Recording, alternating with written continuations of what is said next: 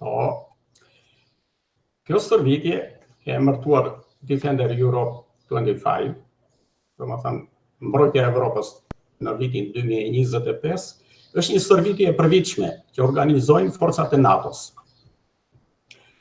Bëhet pothuajse çdo vit, pak a shumë në këtë periudhë, në muajt maj qershor të çdo viti. Dhe ka një kohë gjatë që zhvillohet kjo stërvitje. Por kjo stërvitje e këtij viti ka një ndryshim të madh. Marrin pjesë shumë vende në krahasim me stërvitjet e tjera dhe numri i forcave të angazhuara në këtë stërvitje është shumë i madh, shumë herë, 2-3 herë më i madh se ato që kanë qenë në vitet e mëparshme.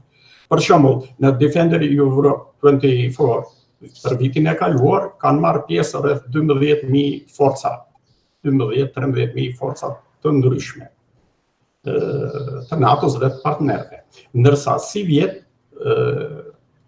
angazhohen 39 shtete, antarë të NATO-s dhe partnerë, dhe numri i forcave të përgjithshme që do angazhohen në të gjitha operacionet dhe ushtrimet është 28.000 veta. Pra është 2 herë më shumë se sa në vitet e tjera. Kjo lidhet dhe me situatën politike, situatën geopolitike në Evropë, kryesisht në Evropë, lidhur me luftën në Ukrainë. Prandaj ka një angazhim më të madh të kryesisht të Shteteve të Bashkuara të Amerikës, natyrisht dhe të aleatëve dhe të partnerëve të NATO-s. Në programin e përgjithshëm, stërvitja organizohet sipas rregullores, domethënë platformës që ka NATO-a, sipas nenit 5, organizimi dhe zhvillimi i stërvitjeve të ndryshme që organizon NATO. Dhe zhvillimet e kësaj stërvitje pastaj janë në etapa të ndryshme. Stërvitja ka filluar që në 11 maj në fakt në fazën e parë dhe mbyllet në 9 qershor. Konkluzionet e përgjithshme që do bëj komanda amerikane që drejton stërvitjen do të bëhen më 24 qershor. Drejtimi i stërvitjes është nga komanda amerikane për Evropën dhe Afrikën. Dhe konkretisht ajo ka atë siglën USCOM për komanda, konkretisht pjesa e komandës që drejton operacionet e NATO-s në Evropë. Pra, drejtimi bëhet nga Shtetet e Bashkuara të Amerikës dhe forcat kryesore që marrin pjesë janë amerikane. Që gjatë diskutimeve do përmendim dhe njësitë, repartet, forcat që marrin pjesë, janë shumicat e forcave që do realizojnë në stërvitjen janë të Shtetet e Bashkuara të Amerikës.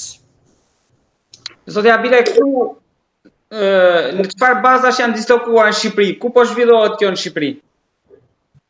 Tani, Shqipëria merr pjesë në fazën e dytë të zhvillimit të stërvitjes. Dhe unë do të diskutoj kur të vinë se do kalojmë nga faza e parë, etapa e parë e stërvitjes, pastaj në etapën e dytë, stërvitja ka 3 etapa të mëdha. Pastaj, në përbërje të tyre zhvillohen ushtrime dhe veprime të ndryshme konkrete në terren me pjesëmarrje të shteteve të ndryshme etj. Por si fillim të diskutojmë për qëllimin e stërvitjes. Qëllimi i stërvitjes ka 2 anë, 2 aspekte. Ka qëllimin politik, që lidhet me situatën politike në Evropë, dhe qëllimin ushtarak, që qëllimi ushtarak është konkret, është më i qartë dhe më i thjeshtë për të kuptuar. Qëllimi ushtarak supozon që të testojë gatishmërinë e forcave të armatosura të NATO-s, të antarëve dhe të partnerëve për sigurimin e mbrojtjes kolektive të Evropës. Ky është qëllimi kryesor ushtarak i stërvitjes. Në përbërjet